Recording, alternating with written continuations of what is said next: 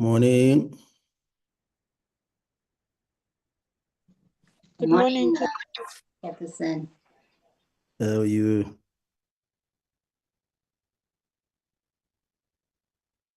We am are I fine, audible, thank you. Nola? Morning, Chair. Morning, how are you? Very well, thank you. Yourself, Chair. Great. Honorable Detroit. I was testing my my audio, whether am I audible enough. Loud and clear, Chair. Great, thanks.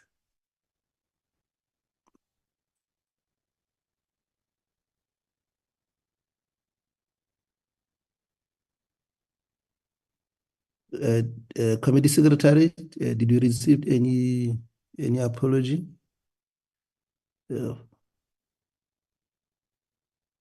Oh, Chair, have we started the meeting? Oh, I thought No, we were I gonna just want to check, please. Oh, Yes. okay. The apology that we received was from Honorable Labuskaghni.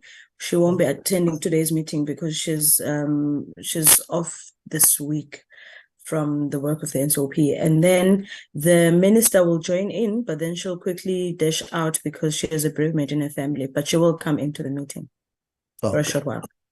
No, that's great. That's great. That's what I wanted to ascertain. Now, I think let's then wait for the time then to start. Recording in progress. Good morning, honorable members. I believe that the time is almost for us to start with our meeting. This is the second meeting of the ARC committee. The ARC committee that was established to specifically deal with the GLAP, the General Intelligence Laws Amendment Bill. The bill was passed by the National Assembly. As we stated last week, then the audit committee was constituted, and the team started the ball running with the process. And as a result thereof, we then agreed that today will be our day to receive the briefing from the department. Having said that, let me ask the secretary just to put the agenda on the screen.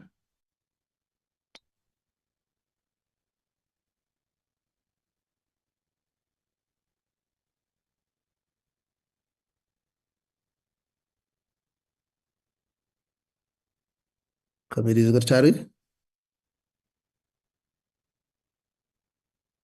I'm still trying, Chair. It's my computer's very slow on my side, but I'm trying to get it done. Thank you. Okay. But having said that, I think what is quite critical, members, is the need for us as a team to appreciate the nature of the bill that we're dealing with. As I indicated, is the General Intelligence Laws Amendment Bill. That is our agenda for today. The apologies, then the presentation by the presidency, the state secretary agency. Then it will be deliberations, then consideration of the minutes, the closing remarks by the chairperson. I suspect we might have to just find a way to reflect on the program just before we deal with the closing remarks. Just before we deal with the closing remarks, probably just deal with the program. Having said that, let me then formally extend a word of welcome to all the members of the ARO committee. and also the minister, the support team from Parliament that will be with us until the bill is adopted by the National Council of Province, and also the public and the parliamentary communication team. Therefore, like as I indicated, we will be dealing with the bill just to get a sense, and I suspect that from the presentation we'll be able then to get the background against which the bill was introduced and passed. Then what does it do in terms of its purpose, and particularly what are the key areas of emphasis that the bill is dealing with, but more than that, the new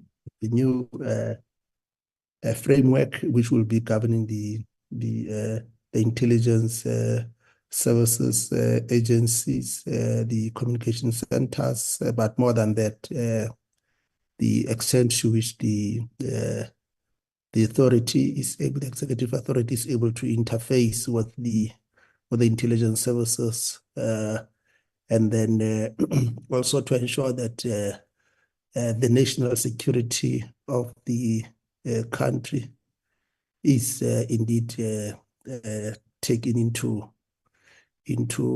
motion. Having said that, members, let's then get a formal mover for the adoption of the agenda as tabled. Just your... Chair, move. Thank you, Honorable Shaik. Honorable Dlamini. I second the mover, Chair. Thank you, Honorable Shaik and Honorable Dlamini for moving and seconding the agenda. We will then, as indicated, if the minister is on the platform, just an opening remarks, of course, appreciating the difficult moment and motion that she's going through because of the family bereavement. Is the minister on the platform already? Yes, Chair, the minister is on the platform. Thank you. Honorable Chavini? Honorable Chairperson, I am on the platform. The platform is yours, Minister, just to give us an open remarks. Of course, we have received your apology. Thank you. Thank you, Honorable Chairperson, and good morning and greetings to members of the Adjournment Committee. And we appreciate the opportunity that has been granted to us to come before you to take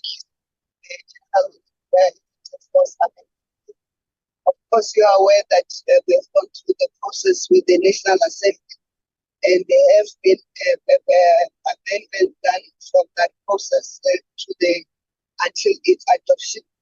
We are here because we are required by law to also have the National Council of Provinces considering the bill and applying its own mind on what is proposed by both us and also from the National Assembly. So we really appreciate the opportunity. What the legislation seeks to do is what the President committed to do after the recommendations of the high-level review panel on the state security agencies. We sought to split the agency into two agencies, the agency and the service, one dealing with domestic matters and the other dealing with foreign matters. And also in that part, we also deal with the responsibilities of the academy. And that academy enables us to then train and prepare the agency and the service for the work that has to be done in terms of our capacity. But it also proposes mechanisms of dealing with bulk interception. This is a process that results from the Amabungane case. And we know that there's a RICA amendment that the National Council of Provinces also just finalized, so that we could have the RICA amendment to comply with the Amabungane case. We will, however, later in the 7th administration for the 7th Parliament, the agency and the service will introduce legislation specific for intelligence services on both bulk interception and targeted interception, the specific to deal with the national interest and national security matters in line with all the other agencies in the world, but in full compliance with the constitutional provisions of the country.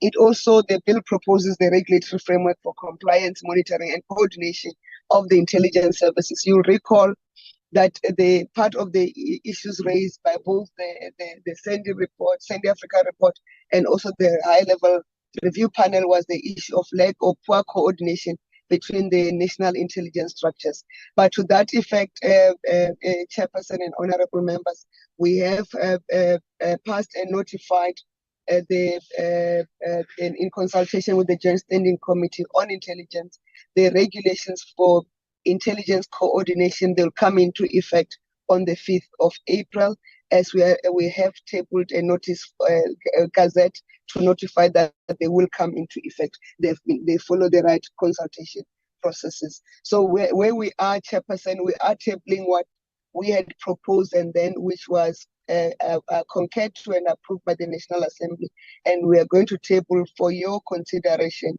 and we hope we'll have consensus on what has already been tabled and considered by the National Assembly. Will be readily available to engage with yourself even after your processes of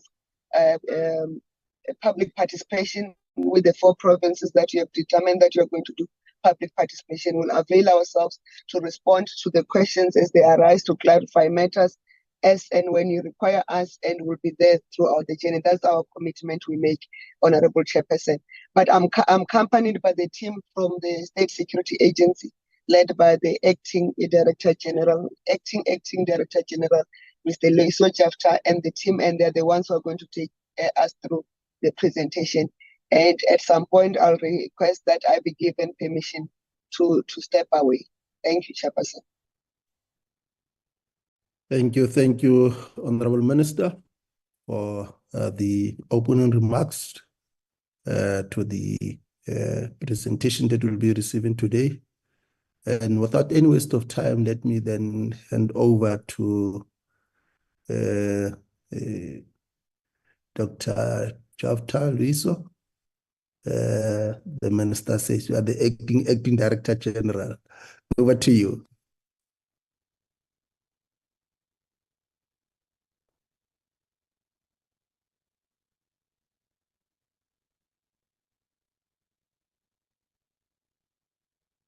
Luiso?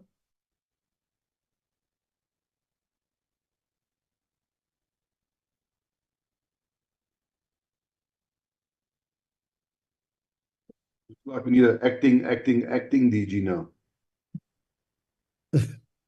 Good morning, Chairperson. Is Joyce Mashele? Is that Ms. Mashele? Yes, I will try and locate him because he appears to be on the platform. Exactly. Maybe he's trying to click a button. Exactly. We can see he's on the platform, but now it looks like he's not with us. No, he's on the platform. Yeah. Chairperson, if Mr. Jafta is not able to click, can I allow Ms. Mashele to take us through the presentation? We'll definitely appreciate that, Honorable Minister. Ms. Mashele, the floor is yours.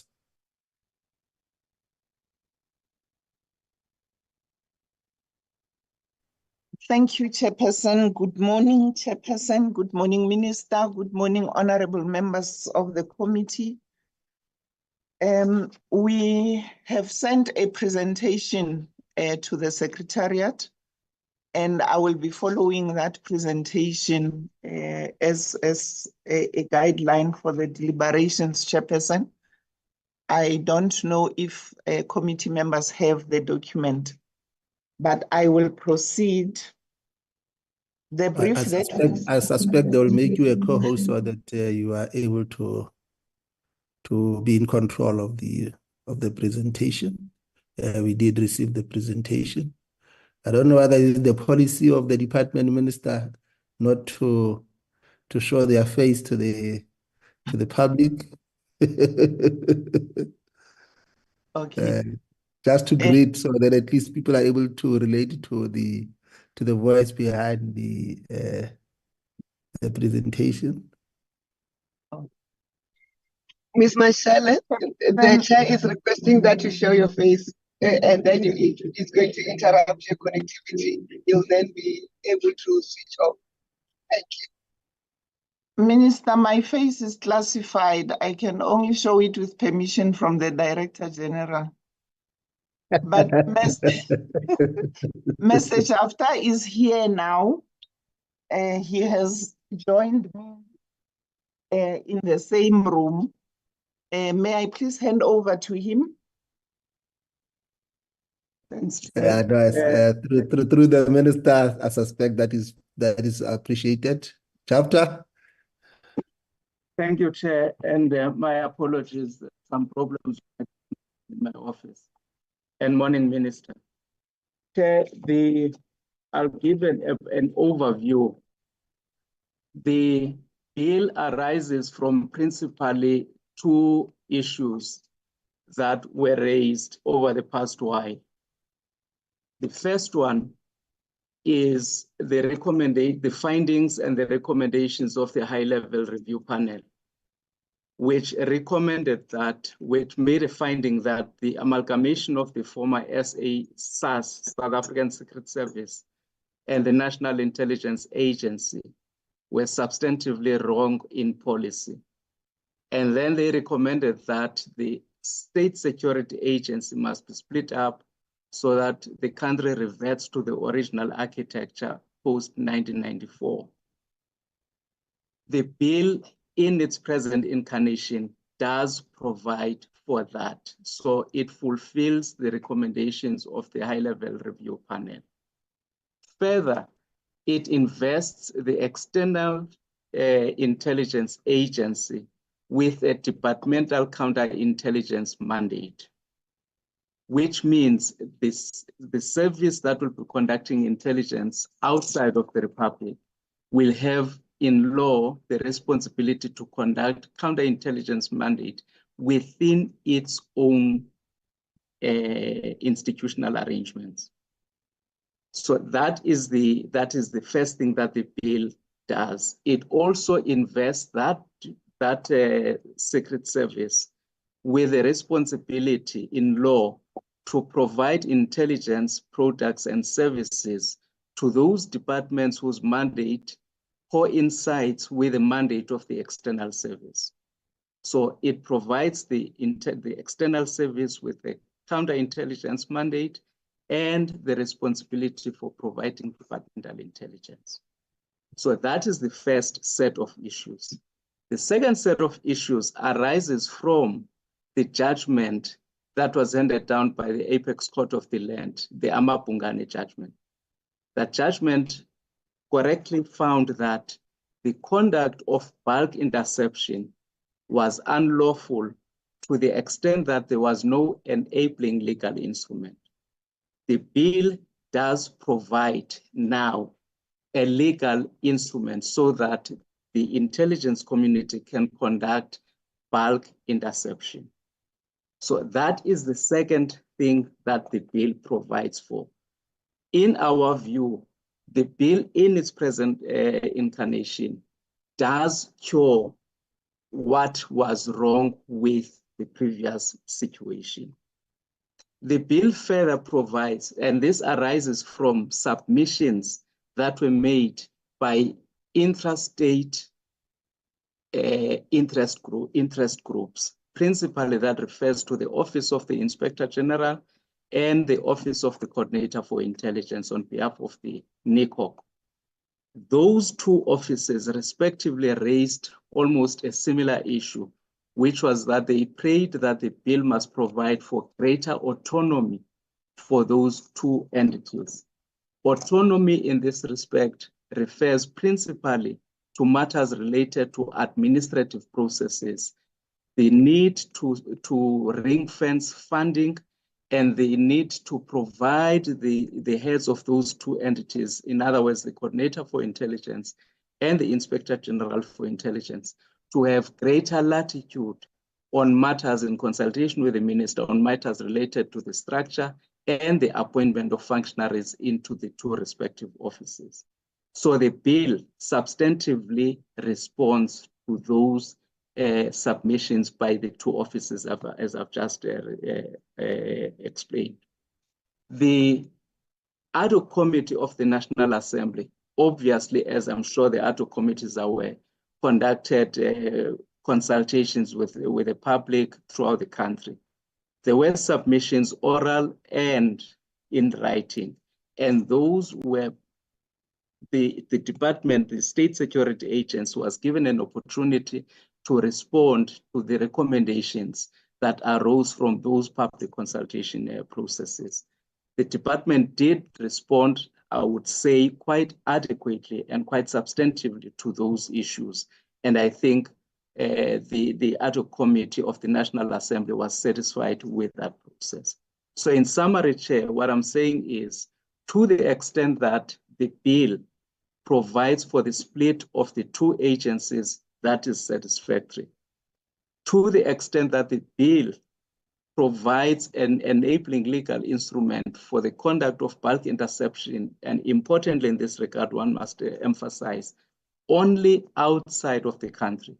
There is no bulk interception in terms of the country. Any interception that takes place inside the country is done in accordance with the provisions of the RECA. Bulk interception only and exclusively pertains to outside of the Republic. I will pause at that point, Chair. Thank you.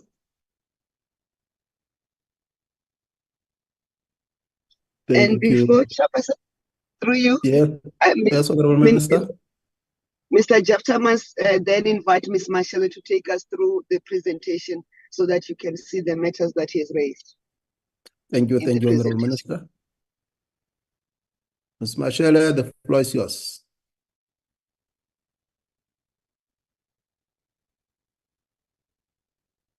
Temporarily. Good morning once more, Chairperson, Minister, and honorable members. My name is Joyce Mashele. My apologies, my voice is a little bit scruffy today. I think I talk too much. But Chairperson, I will refer to the presentation. The background has been given by both the Minister and the acting DG. And we refer in that background to the report of the high-level review panel that motivated for the disestablishment.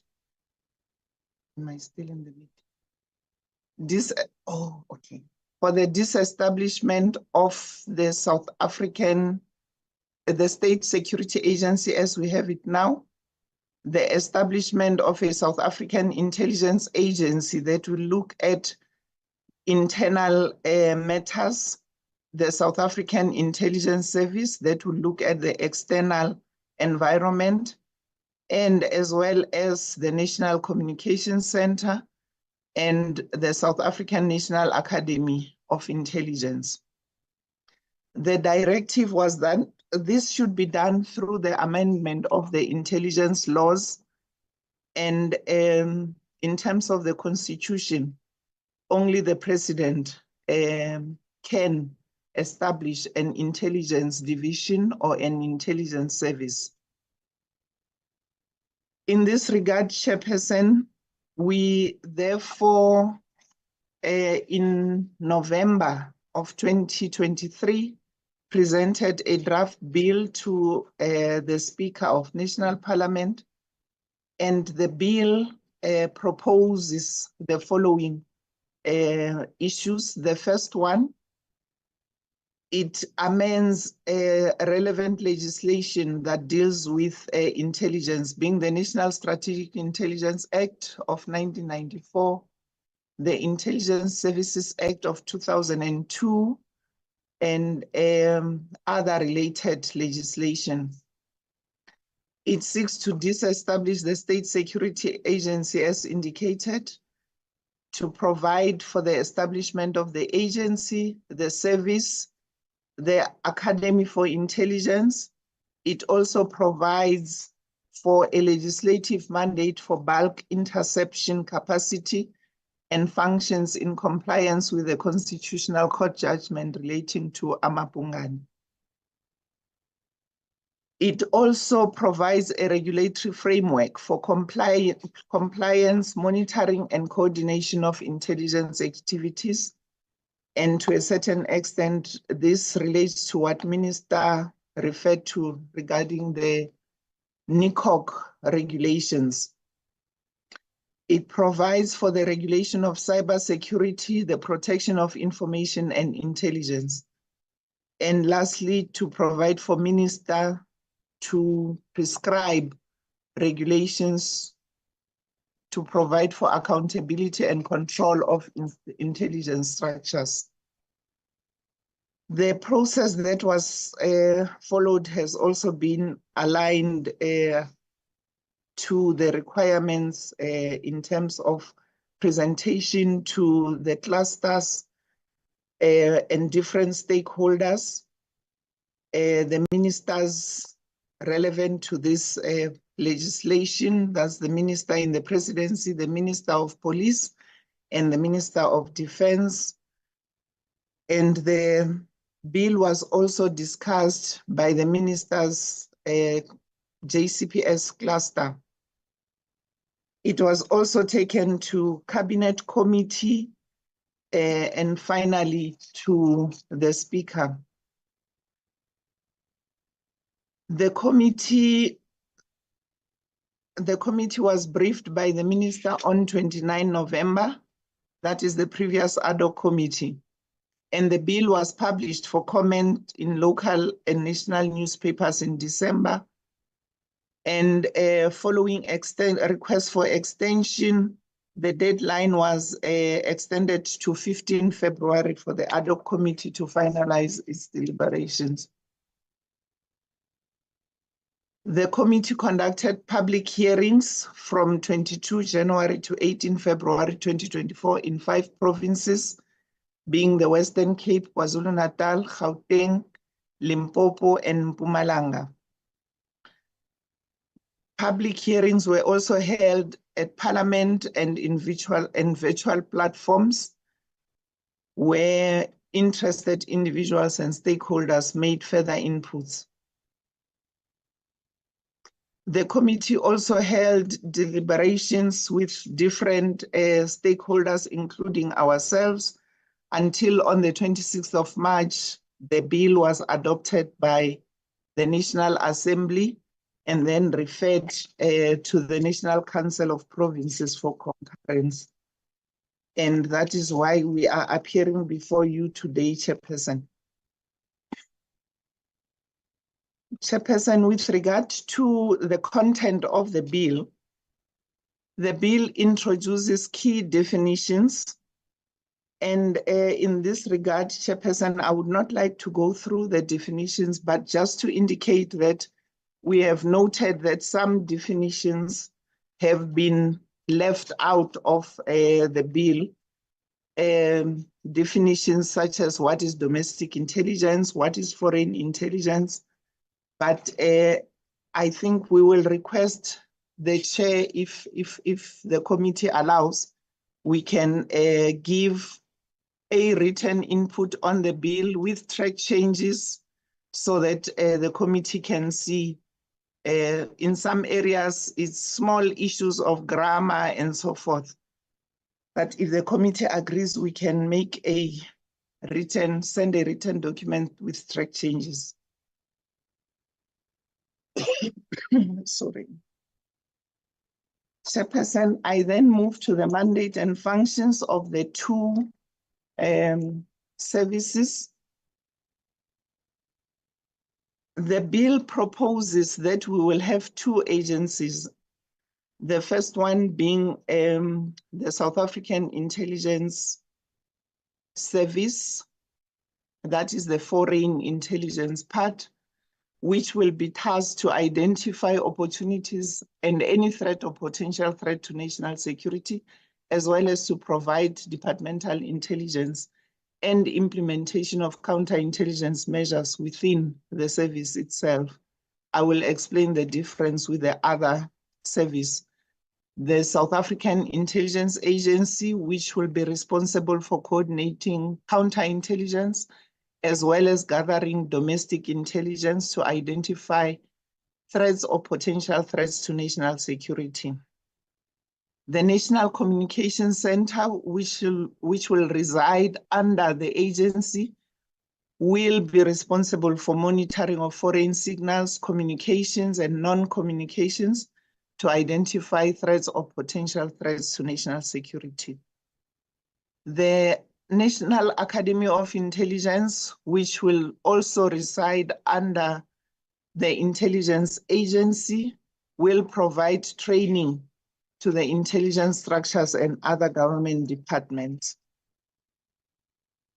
The slides that follow, Chairperson, are just a detailed outline of the mandate of the services as is reflected in the bill. The agency will have to identify and impede any threat to the security of the Republic, protect its own members, especially those who are exposed to high-risk intelligence operations, inform the President of any threats, supply intelligence to the South African Police Service, and also impede and neutralize those members who contravene the Act.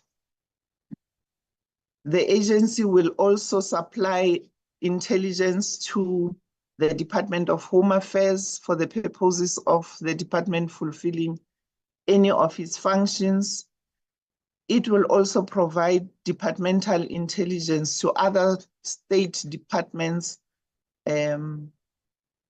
relating to their functions as well. It will also supply strategic intelligence to NICOC.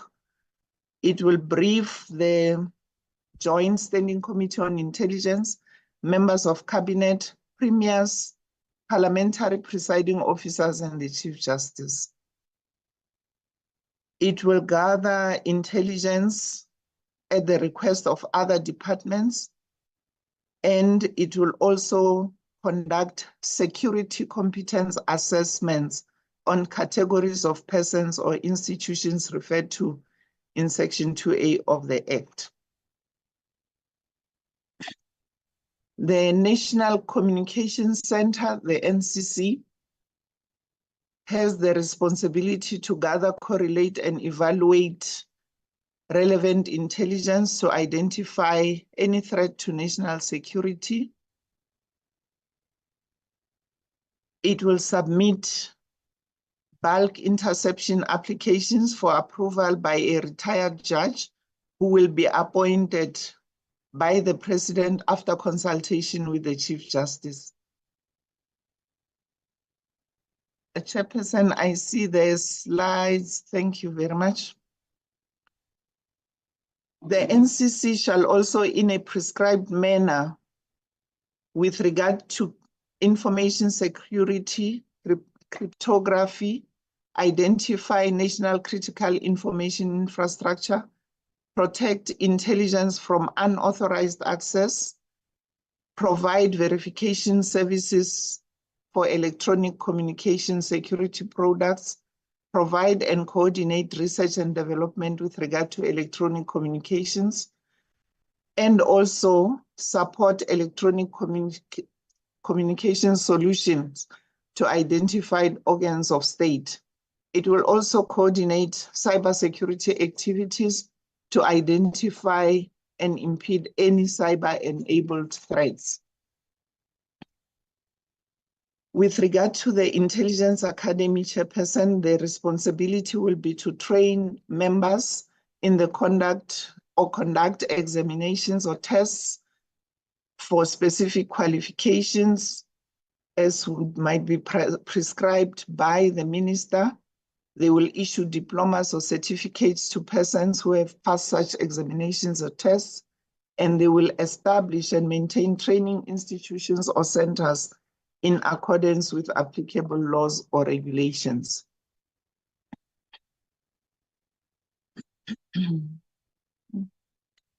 With regard to the South African Intelligence Service Chairperson, it will have the responsibility to gather, correlate, and analyze foreign intelligence, excluding foreign military intelligence, because we have defense intelligence that has that mandate. We will also identify any opportunity or threat to national security and supply intelligence regarding such threats or opportunities to NICOC. The service will also institute counterintelligence measures for itself. That would include vetting of its own members, security of its own operations, for example. It will also gather departmental intelligence at the request of any interested Department of State, and also provide periodic national security briefings to the Joint Standing Committee on Intelligence and members of Cabinet as might be required.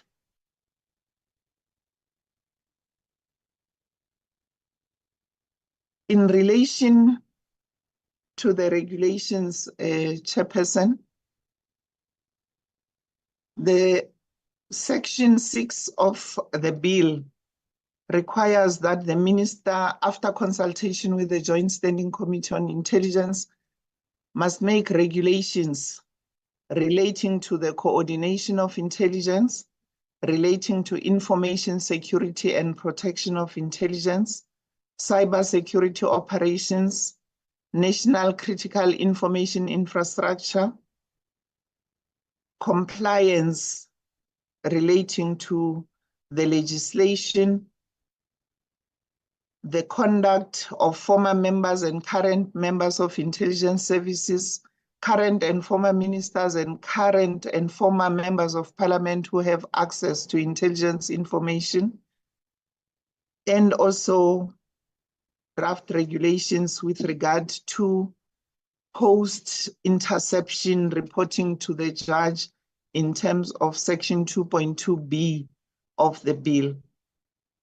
These regulations, Chairperson, the bill enjoins us to have them ready within 12 months from the date of commencement. Chairperson, I therefore move to issues that were raised by members of the public when the first ad hoc committee dealt with the matter. The first two were issues around definition, Chairperson, what opportunity and threat mean. We responded to that.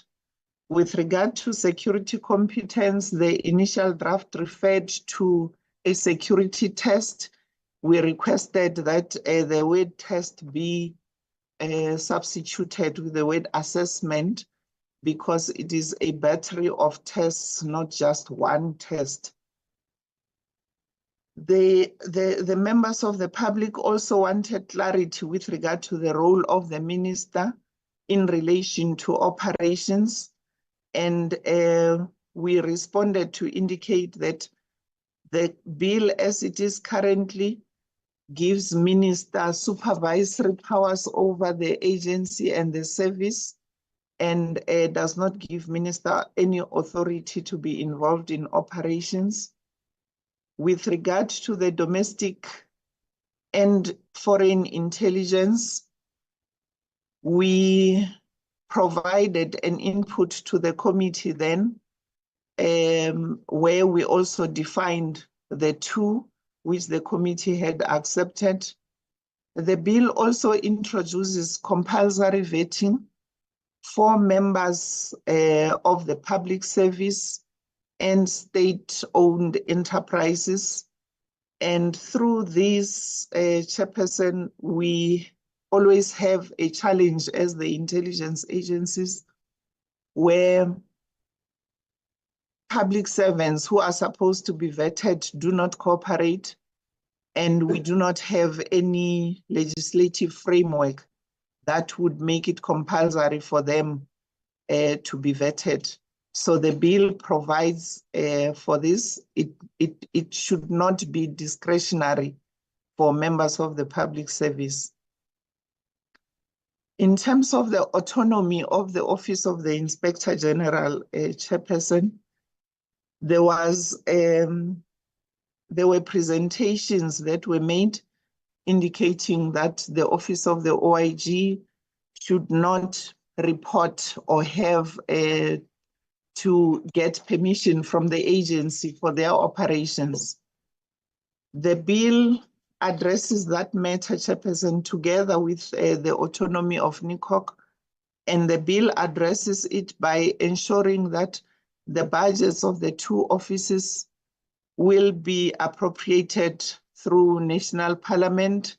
The budgets will be ring-fenced, and the coordinator and the Inspector General will, in consultation with the minister, determine their organizational structures and have the necessary powers delegated to them for them to be able to carry out their functions. With regard to the Constitutional Court ruling on bulk surveillance, Chairperson, we have looked at the provisions in section 2C, where we have made provision for the bulk interception outside the boundaries of South Africa. And we also indicate that should the bulk interception pick up targets within the country, those will be handled through the regulated interception as it relates to the Office of Interception Center, the OIC.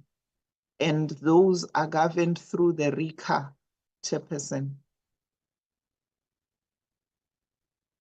There were further questions around the national security strategy, which has since been approved by Cabinet since the last time we presented, and the appropriateness of the location of, it was the Intelligence Academy. We have dealt with that issue and we have confirmed that Mafikeng is the appropriate location for the Intelligence Academy, and we would want to keep it there. Members of the public also raised issues relating to corruption and access to basic services, and cross-border crimes and migration issues. The committee then had undertaken to raise those issues with the relevant departments, because those issues, very important as they are, could not be addressed through this bill. Chairperson, that is the presentation we have for you. And we would like, Chairperson, to just indicate that the areas where we think that there are small grammar issues, just to improve readability of the bill, if the Chairperson allows, we will make that submission in writing. And as Minister indicated, we will then be available for the committee to clarify any issues that arise from the public consultation meetings at any given point when the committee requires us to be present. Thank you, Chairperson.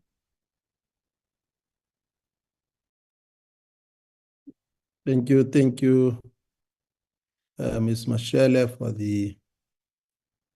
for taking the committee through the bill.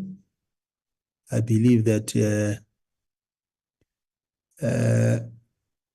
the time now will be to probably then open the floor for any clarity-seeking question. Of course, I believe that at the right time, particularly with the departmental response, Parliament will be able to interact with the department in terms of responses to both the oral and written submissions that might have been made during the course of the consultation, particularly around the developing of the metrics, which will isolate the issues that are raised, the departmental response, and then the parliamentary response. I'm raising this point because the work of the editing of the bill usually is done by Parliament, Parliamentary Legal Services, and the issue of supplementary submissions. I think it's a matter that necessarily is not provided for, because once the bill is tabled, the Parliament then takes over in terms of the process. But like I indicated during the responses, the department will have an opportunity to respond. I suspect it was also highlighted by the minister that they will be available to respond to the issues canvassed during the public hearing. What I will then do, let me give over to Honorable Shaik, then Honorable Badenhorst. Honorable Shaik, the floor is yours. And then thank you very much. Thank you very much, Chairperson. I hope I'm audible. Indeed, you are audible, Honorable Shaik. Okay. Thanks a lot, Chairperson. Let me also take this opportunity, Chairperson, to thank the Minister and her team for this presentation on this bill. And I can't agree more in terms of the fact that the bill does give effect to the recommendations of the high-level panel review, especially in terms of the split of the agency and addressing the issues with regard to coordination between the intelligence structures, as well as addressing the Concord judgment on bulk interception, as indicated outside of the Republic. Chairperson, I would just perhaps, without going into deliberations per se, as we are at the beginning of this process, but maybe just request more elaboration on the issues. The first issue obviously is with regard to the autonomy of the IGI and NICOC. While the bill does propose measures to enhance and protect autonomy of the two structures, if the Security State Agency could elaborate on whether these measures sufficiently address autonomy. Chair, the second issue that I would probably also want more elaboration around is with regard to the bulk interception, as indicated outside of the country. But if they could elaborate, especially in terms of how this measures with the international practice, and also as indicated that if interception includes South African citizenship, but given the fact that RICA would kick in with regard to that, perhaps, Chair, that if they could elaborate in terms of whether there are sufficient safeguards in place that you won't have sustained surveillance of citizens in that matter. Chair, I think those are just the two issues that I wished for more elaboration on. Thank you very much. Thank you, Honorable Shaik, for those two questions. Honorable Badenhorst. Good morning, Chair. Good morning to the other members of the committee and to the Minister and her team. Thank you for the presentation. Chair, I just wanted to ask, so we saw in the presentation that there was the bill was approved by the ad hoc committee in the National Assembly on the 26th of March, if I saw that correctly. I just want to ascertain whether any changes has been made subsequent to that approval and the version of the bill that we are seeing at the moment, or the presentation that we got this morning. So whether there's been any changes affected between the ad hoc committee in National Assembly, the version of the bill, and this version of the bill. If there are any changes, what are the effect of those changes on the bill, if there were any changes made? We can get clarity on that, please, Chair. Thank you. Thank you, Honorable Badenhorst. Honorable Du Toit. Thank you, Honorable Chair. Honorable Chair, I just want to know if you can perhaps get more clarity. I know it was mentioned now that the mass monitoring or the bulk interception will be for outside the Republic. If you can just get more clarity on that, and how that would happen, and also the powers of the minister with regards to the new compilation of the State Security Agency, of the National Intelligence Agency, and the SAS, what role the minister will play in that, and how much power he or she will have in the role. Thank you, sir. Thank you, Honorable Du Toit. Honorable Dodofu. Thank you very much, Honorable Chair. I hope that you hear me. I have a very bad network here. First, yes, Chair. we can hear you. I hope the team will also be able to hear you. Okay. First, Chair, I want to welcome the presentation because this bill that is before us is extremely important, and all the areas which were raised by the high-level panel on intelligence were really covered as I look at it, and thank you for that. Secondly, Chair, I bemoan the fact that despite the importance of this piece of legislation that is before us, Parliament is not given sufficient time to really deal with the issues properly, intensely, and ensure that we facilitate public participation properly on this important piece of legislation. I'm raising this because, as the presentation also affirms, this process emanates from the recommendations or the report of the high-level panel that proposed some drastic measures in terms of separating the two entities, setting up an academy, and putting up all the necessary systems and processes in place. And necessarily, we needed more time, especially to engage. More so when one of the key thrusts of the panel was the recommendation that we need to facilitate the national security as such in the country, which was not present at the time.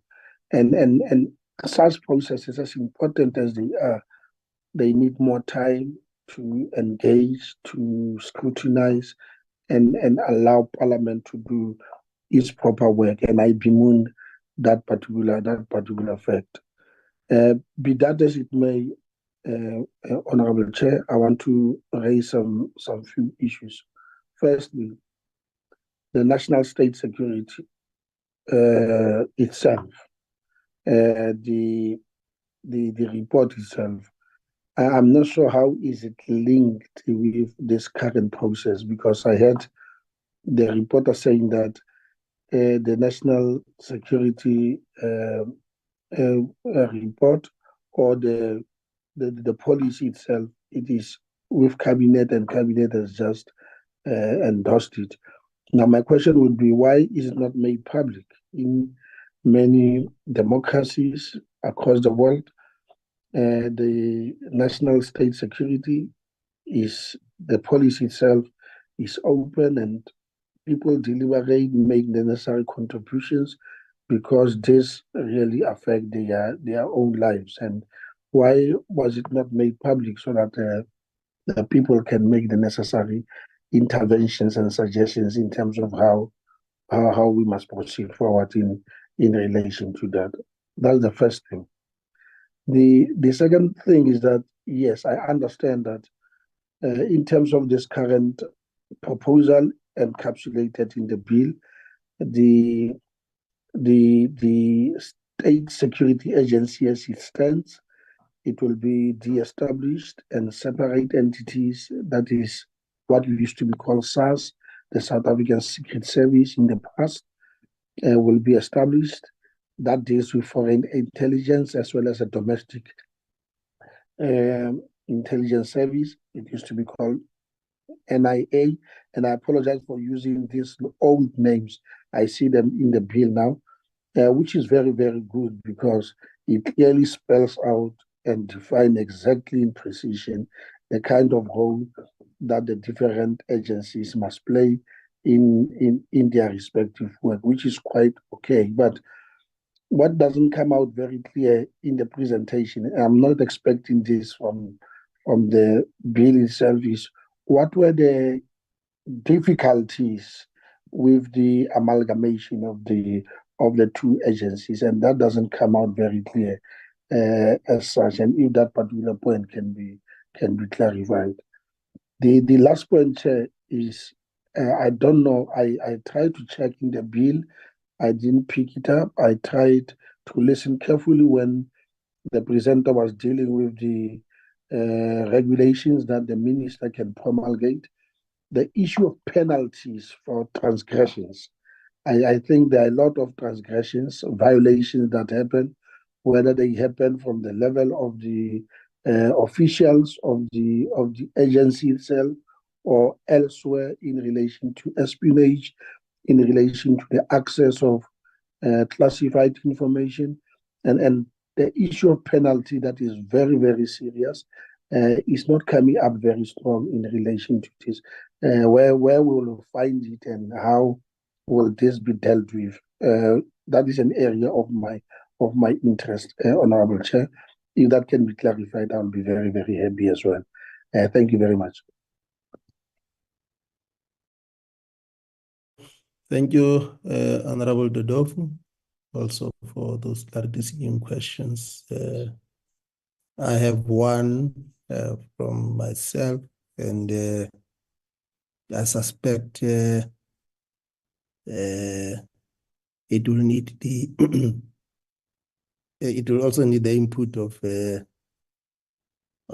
Calvin Manganye, and also Nati.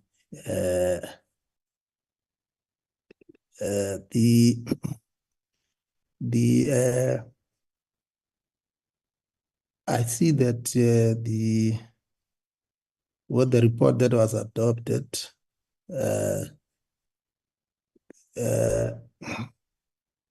there's the aspect of the deputy IGI, the aspect of the deputy chairperson of the Joint Steering Committee on Intelligence, the aspect of legislating the JCI meeting with the president once a quarter,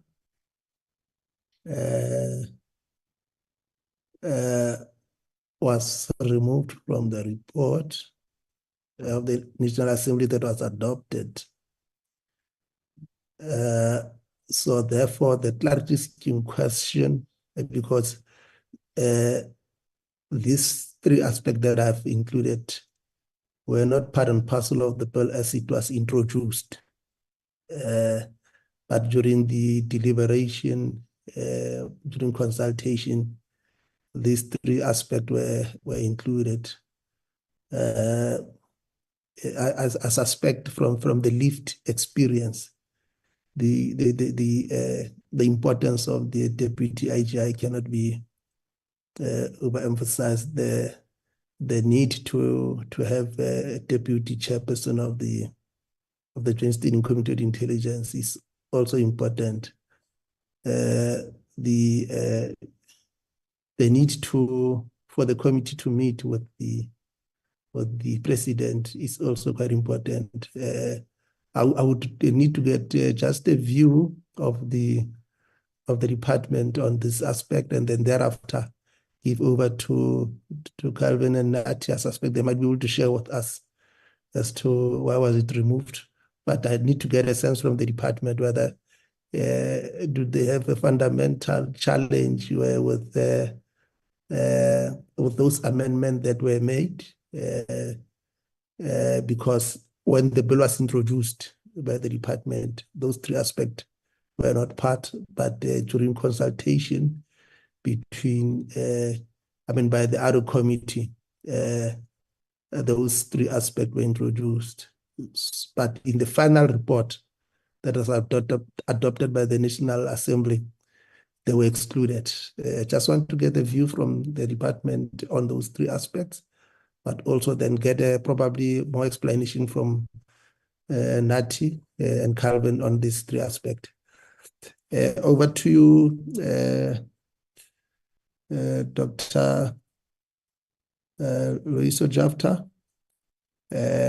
I suspect you are now leading the delegation because the minister indicated that at some point she will be stepping out.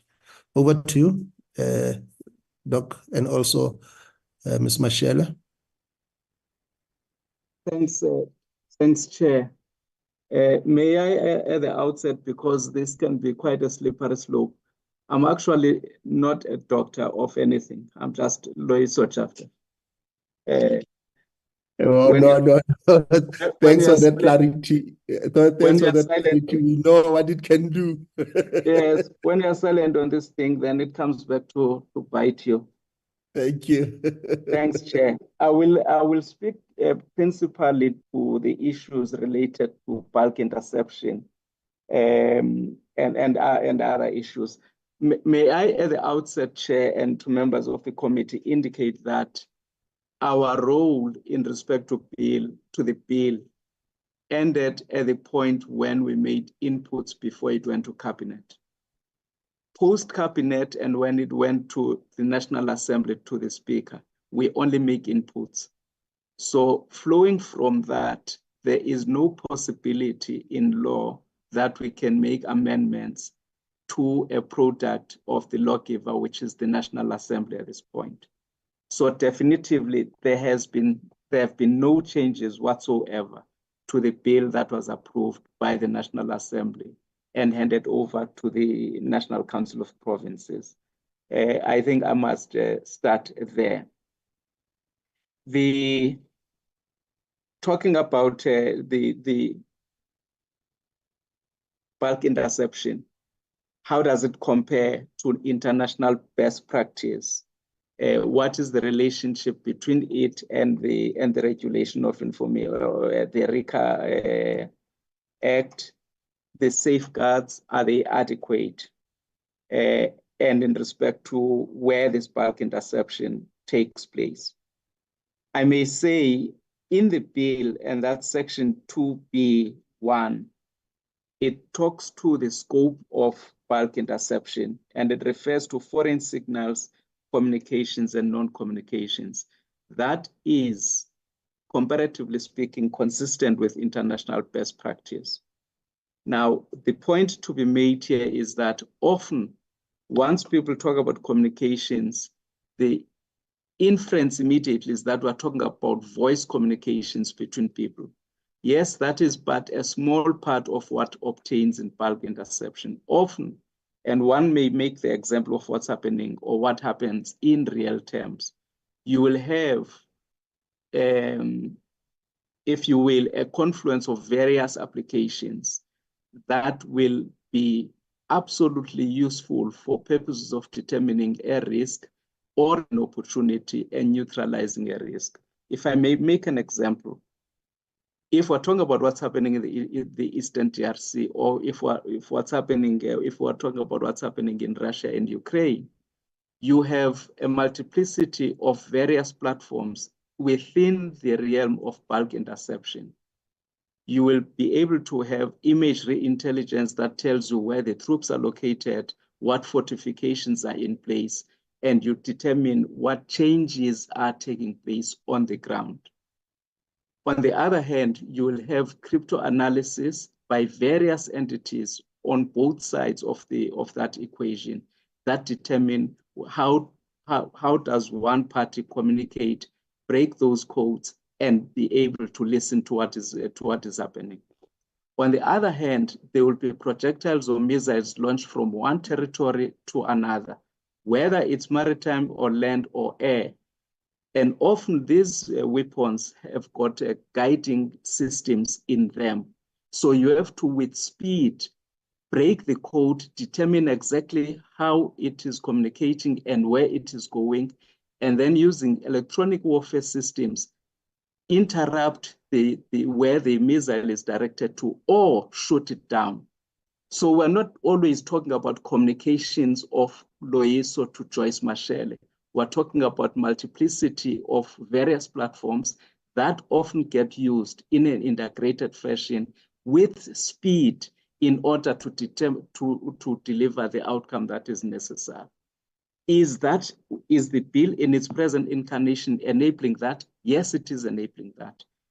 Where there is a difference is the inclusion in the bill of the responsibility of a judge to approve applications. There isn't a major difficulty with that, because in other jurisdictions, Western jurisdictions, and elsewhere in the world, this rests with a member of the executive responsible for the entities that conduct bulk interception. Then in other jurisdictions, there is an emphasis on accountability to the legislative oversight bodies. Now, yes, in this current incarnation, the judge can play this role of authorizing, but in regulation, this is something that we may have to look into. And why I'm saying this, Chair, it's because we have South African National Defence Force troops stationed in the DRC as we speak. Now, how would this play out if each time you have to do bulk interception in respect to the theater of conflict, you have to run to a judge and make an application? I'm just illustrating what really happens in the real world. So that is something that in future, guided by lived experience, we may have to revisit. But in its current incarnation, I don't think there is a material difficulty that we can point out and sustain in terms of what is being proposed here. In terms of the other responsibilities that pertain to bulk interception, and that would be, again, subsection 2, subsection B, that is consistent with international best practice. If we go to section 2C, that talks about the actual nitty-gritty, the meat of the management of bulk interception, again, that section is largely consistent with international bulk interception. Now, what does that mean in real terms? It basically means you gather tons and tons of data. You have to employ AI in the main and make sense of the tons and tons of data that you gather. That which you do not use, you have to, in a prescribed manner, dispose of. And that manner must be auditable, must be verifiable. And that which we use, then there must be verification mechanisms, including by oversight bodies such as the Inspector General. And it can only be used for the purposes for which the law enables this to happen. Chair, what then happens if you pick up communication and you have reason to believe that this relates to South Africa? Again, here, lived experience tells us you don't act on that information, you alert the law enforcement agencies or the intelligence agencies that there is information pointing to this fact. Where there is a need to monitor further that person, then the provisions of the RICA come in, only at that point. But will that information be acted upon? No, it will not be acted upon. I must, again, for completeness' sake, make this scenario. You pick up information in the context of bulk interception, and you hear that somebody is going to deliver a consignment of drugs or is going to conduct a terrorist activity within South Africa. So there will be those emergency situations that will have to be catered for in regulation so that we don't create a situation where the nimbleness that is required for intelligence, we tie our hands behind our backs, because there will be those instances where you get information, somebody is taking off from country A, is going to land in South Africa with a consignment of drugs or conduct a terrorist activity. And then what do you do in such emergency situations? And this does actually happen in the real world. That is the answer, Chairperson, in terms of comparing bulk interception, how does it relate to RICA, and the adequacy of the safeguards. I will pause at that point and then hand over to Ms. Mashel. Thank you. Thank you, Loiso. Ms. Mashele. Thank you, Chairperson. To address the three questions that the Chairperson raised relating to the Deputy Inspector General, the Deputy Chair of the JSCI, and quarterly meetings of the Joint Standing Committee with the President. When we dealt with the bill, these three items were not in the bill. And may we submit, Chairperson, that the Standing Committee and the Minister would be the most appropriate parties to deal with the three. We have no objection to the issues that are raised, but when we are required, we will make an input, but it is not within our mandate, Chairperson. Thank you. Thank you, Ms. Mashele. Calvin Nati. Before I give over to Honorable Shaik. Thank you very much. Yes, Calvin. Okay, thank you very much, Chairperson. Good morning, Chairperson. Good morning, honorable members. Chairperson, I'll just, if I can take just a minute to clarify some of the issues that were indicated, and I'll give to our legal advisor who will indicate matters to do with those additions in terms of the rules. So just to give Chair, we don't hear him. Calvin, you are not audible. Okay, am I still not audible, Chair? See maybe whether that will improve.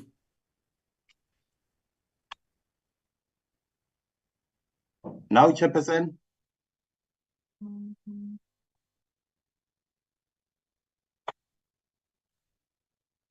Am I audible, Chair? I can hear you.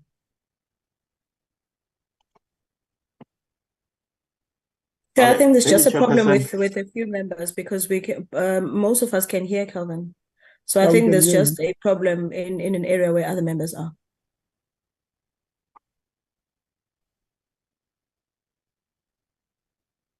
Okay, should I proceed, Chair?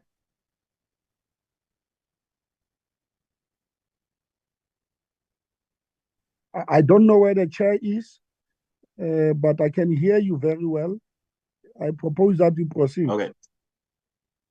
Okay, thank you very, very much. Yes, Chairperson. So in terms of the matters that were indicated by the Chairperson, I'll let the legal advisor deal with the necessary rule in terms of that. But what I'll provide now is just what led to those additions, if I have that permission to just enlighten the members.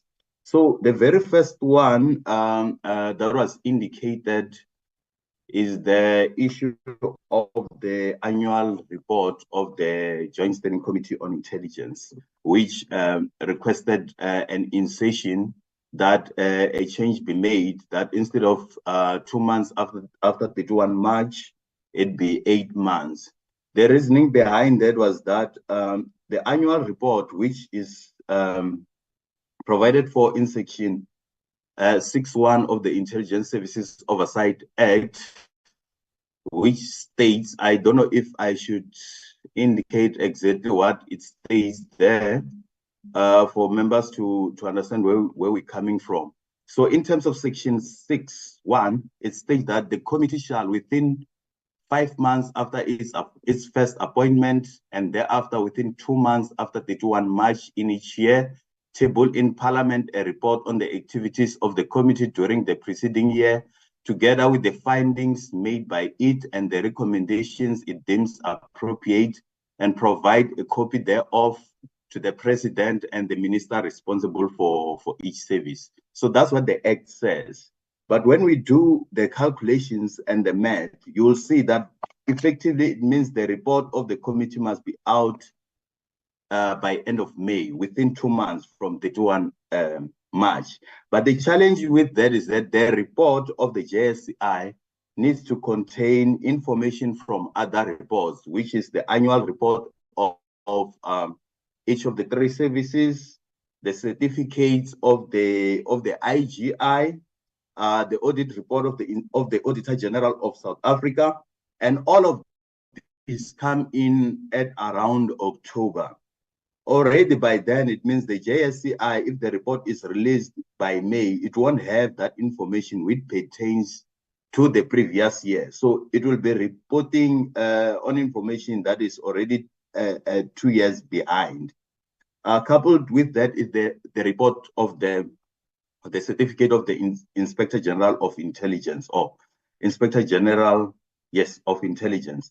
The challenge with that is that the IGI certificates are already 2 years old when they get presented, because they are made from the annual reports of activities of the services. So when the annual report comes in October, that's when the IGI will go and make the certificate.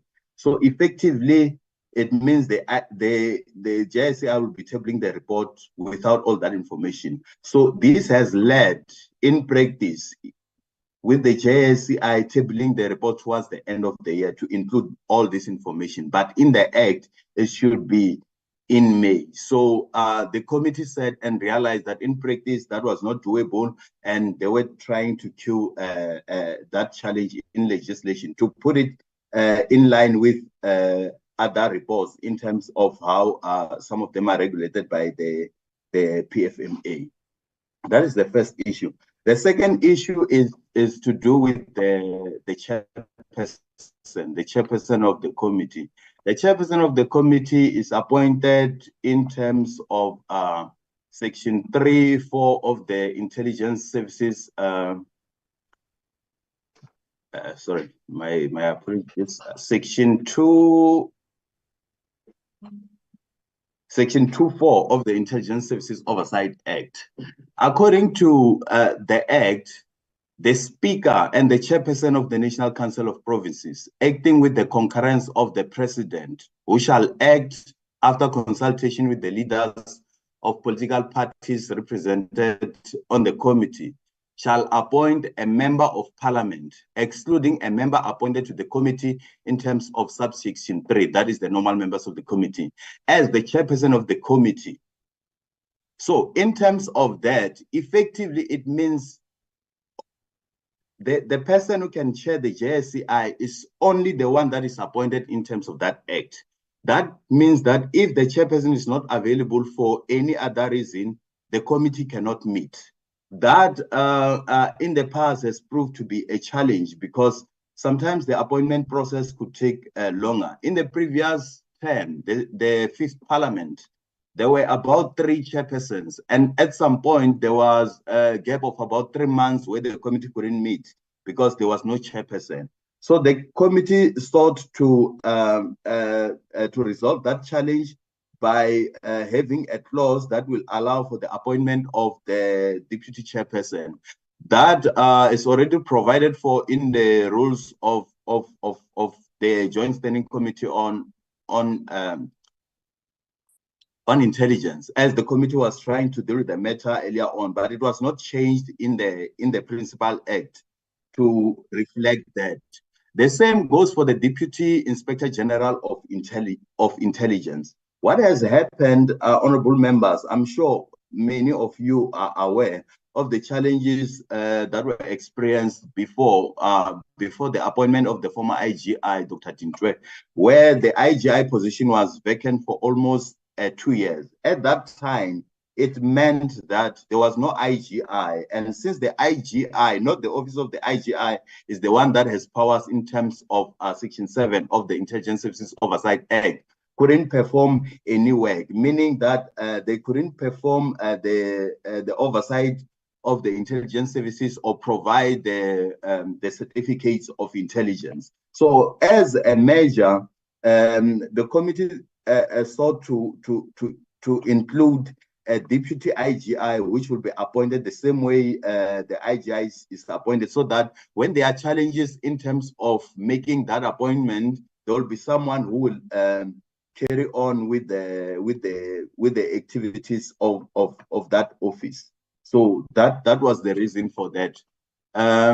Another thing that was there, that was included, is the issue that was indicated, meeting with the president on a quarterly basis. That I believe there's already a section that indicates that the committee may consult with any member of cabinet, president being the head of cabinet. So that is already provided for, but the committee felt that they needed to be clear in terms of meeting with the president.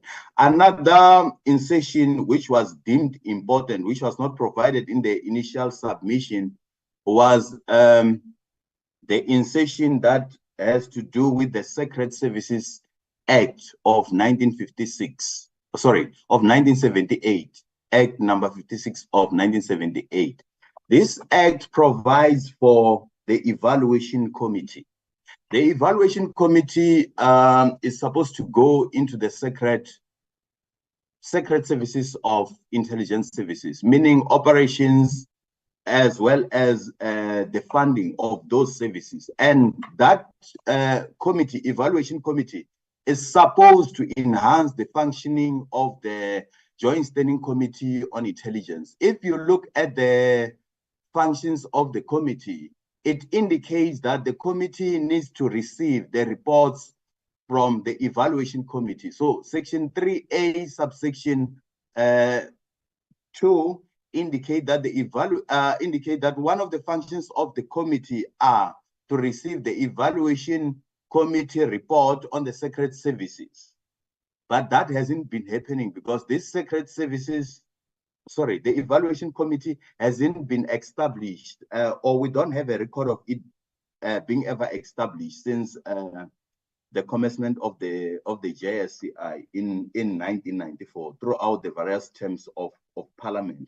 So that renders the committee powerless in terms of that function that it needs to do. So what has happened is that is already provided for in legislation, but what was not provided was the time it requires for the committee to be established. So the JSCI thought to cure that defect by indicating that it should be established within 12 months after the commencement of the act. And that is that. Now I'll give to our legal advisor to indicate the process that we had to follow in order to include these insertions, because some of them, especially the Secret Services Act, was not part of the initial submission. So there's a process that we need to follow. Through you, Chairperson, please allow Nati to come in and present. Thank you. Thank you, Calvin. Nati? Good morning, Chairperson and honorable members.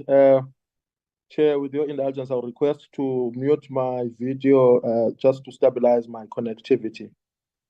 No problem with that. Thank you, Chair. Chair, just on the issues, just to add on what my colleague Calvin has already mentioned on the issues that the committee, the ad hoc committee on the JLAP in the National Assembly had proposed.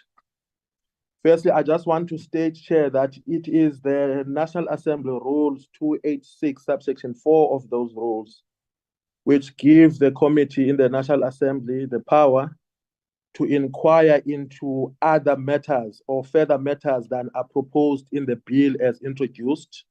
That is in the case of an executive bill or a bill emanating from the executive. And Chair, that power of the committee to add on the bill as introduced must be exercised through a permission that must be granted by the Assembly, by the National Assembly. So whilst the committee was deliberating, it came up with the issues as alluded to by my colleague, as issues that were quite pertinent and that needed to be clarified in the legislation where they were implicit, and additions where there was absolutely no provision in the law. For instance, in the cases of the Deputy IGI and the Deputy Chairperson. Those matters, Chair, were brought to the Assembly in terms of that National Assembly Rule 286, subsection 4, for the Assembly to deliberate and therefore make a decision on whether the committee would be granted permission or not to inquire into these matters. The resolution of the House Chairperson was that the matter was not going to be granted, the permission was not going to be granted by the National Assembly, and that the matters needed to go back to the ad hoc committee for a further deliberation. The committee then deliberated on these issues, Chair, and decided that on the basis that there was not sufficient consultation on them, having been conducted by the ad hoc committee during its consultation, these matters would therefore need to be removed from the bill as proposed. Would need to be removed as propositions to be added into the bill. And therefore, Chair, the matters were removed from the bill. In respect of the specific section relating to the consultation, Chair, just on the one issue for clarity's sake, on the one issue relating to the consultation with the President, which was also amongst the issues that were later removed by the committee. It is section 3, subsection K, that provides for the power of the committee to consult with any member of the cabinet appointed in terms of the Constitution regarding the performance of the functions of the committee in terms of the Intelligence Services Oversight Act. The committee chair felt that even though the President is a member of cabinet and a head of cabinet at that and could be consulted with in line with this section, it needed to be made explicit in the legislation, and that a term be provided in terms of which the committee may want from time to time to consult with the President in line with that section. So I just thought that I would relate to the exact provision in the legislation about that proposition, Chair, to add on what my colleague has said. Chair, with your indulgence, I also just want to maybe respond to one other question by honorable members relating to the process of the legislation where, for instance, there were amendments made by this committee, Chair, to the legislation. Chair, the members would recall that the process in terms of which this legislation is set out in terms of section, it's set out in section 75 of the Constitution, Chair. So this is the procedure that is being followed in processing this legislation. Specifically, Chair, in relation to the question asked by the honorable member, it is in section 75C, section 75, subsection 1C, where it provides, Chair, and I will just read it out for complicity. If the council rejects the bill or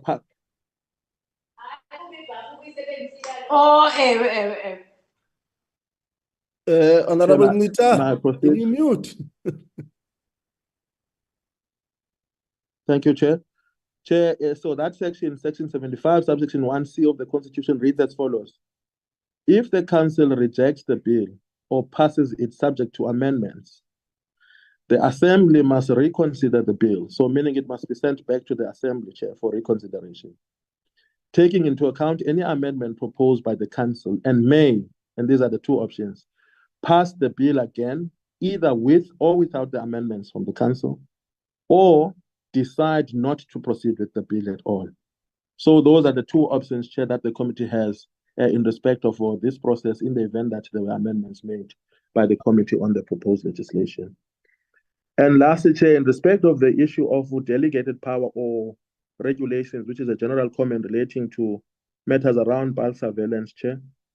Chair, the bill seems to make, or at least makes provision for the power for regulations to be made. It says that it must be, bulk surveillance must be practiced in a prescribed manner, meaning it must be set out in regulations. Members would remember that regulations is a delegated power, delegated to the executive to make regulations, because it is the executive that would have the day-to-day operational issues or knowledge of how this must be conducted. And in the regulations, it would therefore cater for all the eventualities that are necessary in order to efficiently exercise the power as granted by legislation. Thank you very much, Chair. That is all I have to say. Thank you. Nati and Calvin for those clarities. I see that Honorable Shaik wanted to make a follow-up. No, Chair, I think events have surpassed what I was going to suggest, that the issues you raised, that Calvin and Nati have addressed them. Thank you, Chair. Thank you. Calvin? I see your hand is up. Thank you very much, Chair. Yes, Chairperson. Thank you very much. I just needed to clarify. I forgot a small but very important part that I needed to clarify with regard to that. So, Chairperson, the reason why it was removed from the bill is exactly that further consultation was needed. However, the ad hoc committee in the NA realized that given the time frame to pass the bill and the extension that was granted, which was ending on the 22nd, there wasn't enough time. So when the NA said on 19 March in the afternoon, they referred the report back to the ad hoc committee, but the ad hoc committee that evening, it was concluding its business regarding the matter. Hence, they decided that no, it's best to remove them for further consultation. That having been said, doesn't stop this committee from making further amendments subject to what my colleague has indicated in terms of the legal processes. Thank you very much. Thank you, Nati. Calvin, for those clarity-seeking questions. Just need to check from members as to whether are they happy now in terms of all the responses that were provided both by the department and also the manager and also the legal advisor. Chair. Yes, Shaik. Chair, I thought that they would elaborate a little more in terms of the autonomy of the IGI and NICOC. Okay. Or did I miss it? I know there was a time when I was kicked off the platform as well. All right. Ms. Mashele?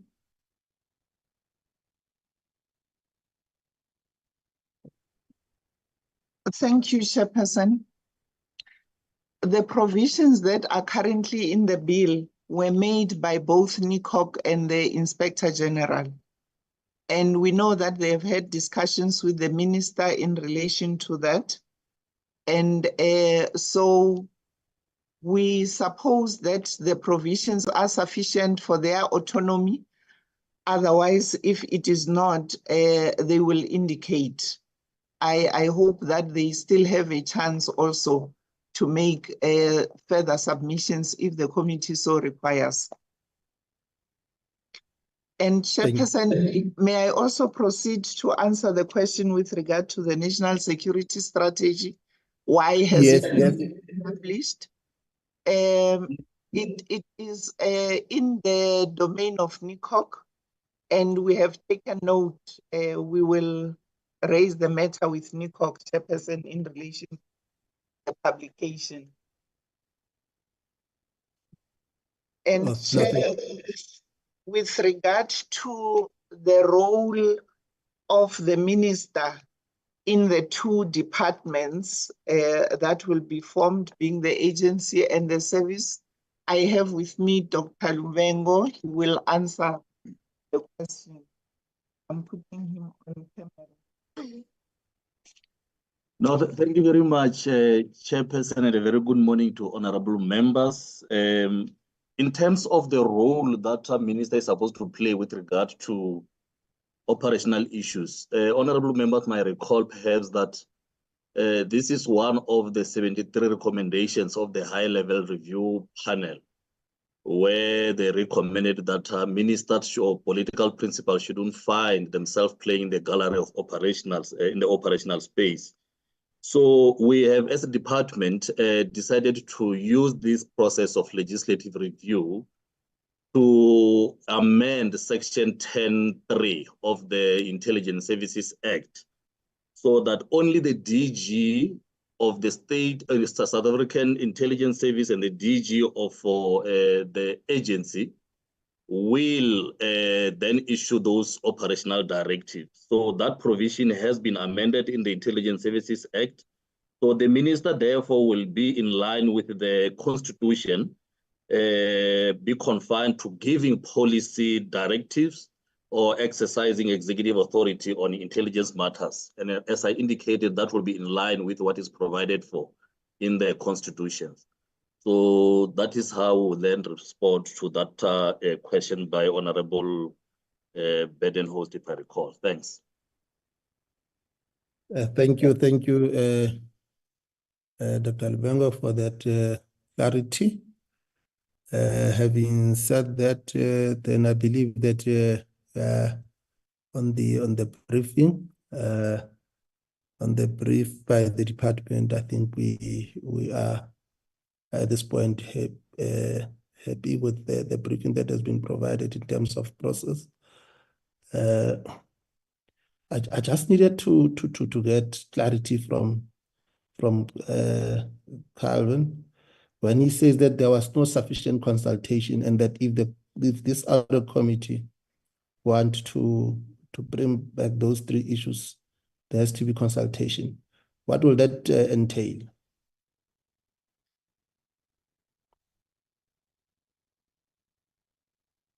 Thank you very much, Chairperson. Hey, that is a very difficult and a big one for me. But I presume from where I'm seated, since, this is it's a parliamentary process, but at the same time, it's a political process because it's done by various political parties.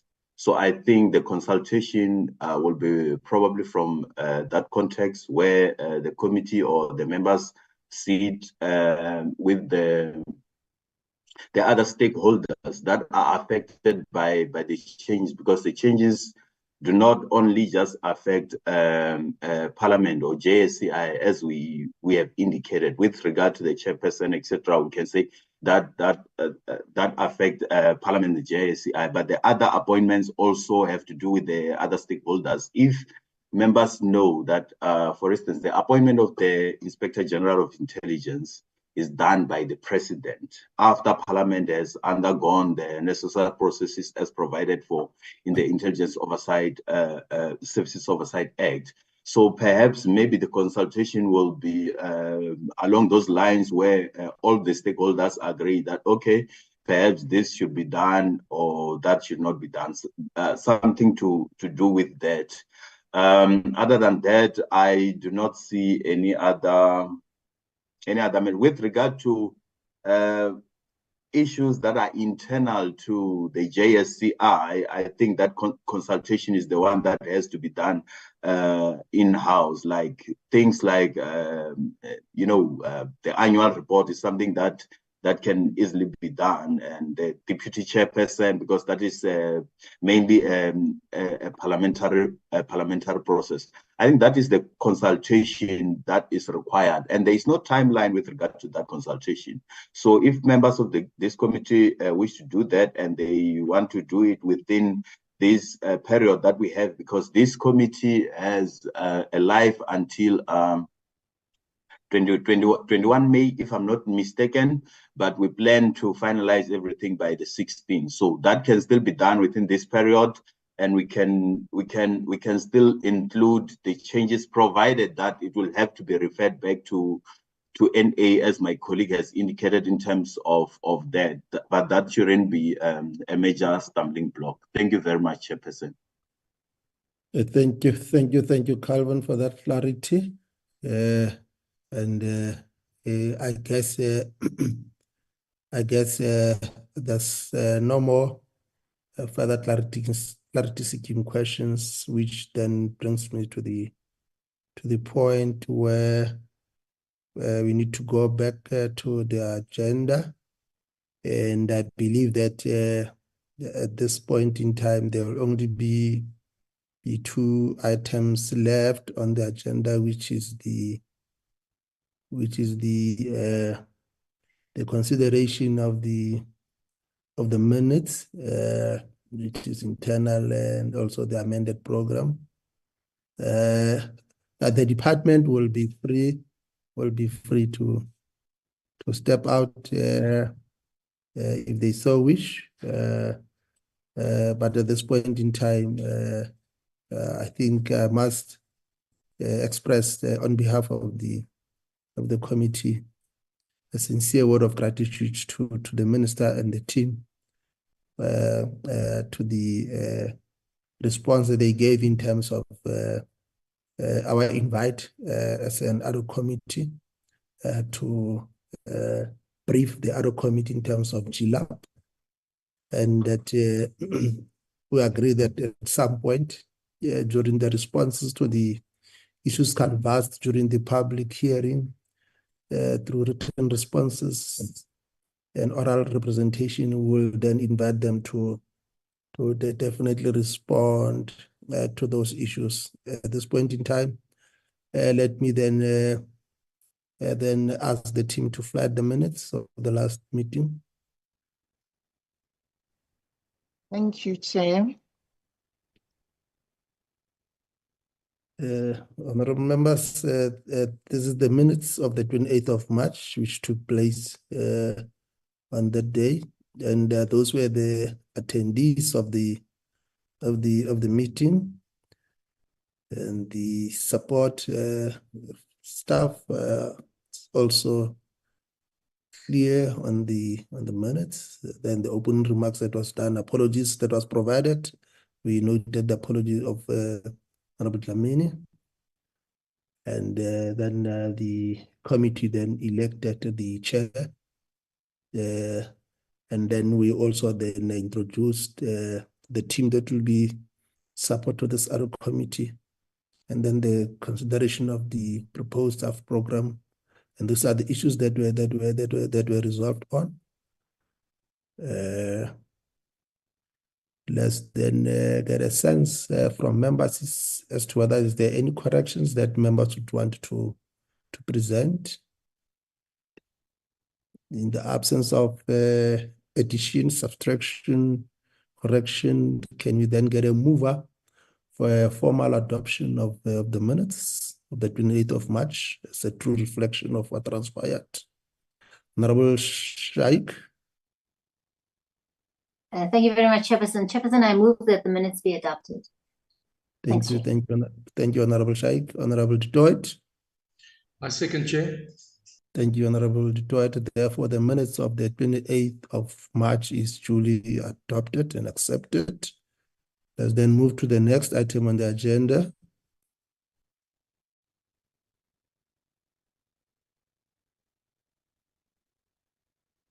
Yes, the amendment to the program that was adopted centered around the processes, particularly in relation to the public comments, the briefing, the public comments, then and also the public hearing. You can clearly see in terms of the outstanding 4 provinces that were not covered by the other committee of the National Assembly is our focus. It's going to be hectic. We will impress upon members to avail themselves so that we are able to navigate through the difficult turmoil of doing political work, organizational work, while at the same time parliamentary work is also on the agenda. the corrections that we can note is marked with the yellow color. Is highlighted in yellow.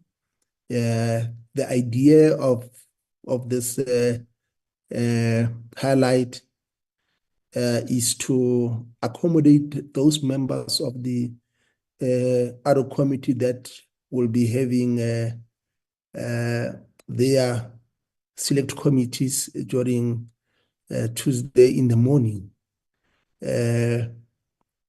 so that at least we have sufficient attendance and our members of the other committee not having to divide, having to make a choice as to whether they must attend the other committee or the select committee. So specifically, those are the amendments that were made. So we don't want any reason as to why our members cannot be able to attend the other committee, because as you can see, we have a very congested schedule within which the work of this committee has to be executed. Any comments from members? I believe members are happy with the changes effected. Yes, Chair. Thank you, honorable members. Therefore, we are happy with the program. Can we then move to the next item on the agenda? Chair, that'll be your closing remarks. Thank you, Nola. Let me then take this opportunity to indeed again express a word of gratitude to the honorable members of the other committee who took time out of their organizational work. You know, this is during the recess. They were doing both organizational work, electioneering, but also paying attention to their family and also resting. So they had to make that supreme sacrifice to ensure that the business of the committee does indeed succeed. Hence, a word of sincere gratitude to them. The minister and the team, led by both Mr. Luis Ojapta and also Ms. Mashele and Dr. Lubengo and the other team members. Again, a word of gratitude to you, the parliamentary team, from the committee secretaries, the researchers, the content advisors, the managers, the legal advisors, all of you. We are going to be together for the next coming month, just to make sure that we execute. So we're thanking you in advance for ensuring that you are able to give us that necessary support, but also the preparations that you put into this meeting must be appreciated. And then to the media communication team of Parliament, also PMG and the public at large, a word of gratitude to you, because we know that this is streaming. So indeed, let me then take this time to formally adjourn this meeting. The meeting is now closed. I believe that in terms of the arrangement for traveling, there has been that interaction between the support team and honorable members. So everything is on course in terms of the public hearing. We know that next week they will be issuing, the advert will be going out in terms of comments. So therefore, the meeting is now adjourned. Thank you, honorable members.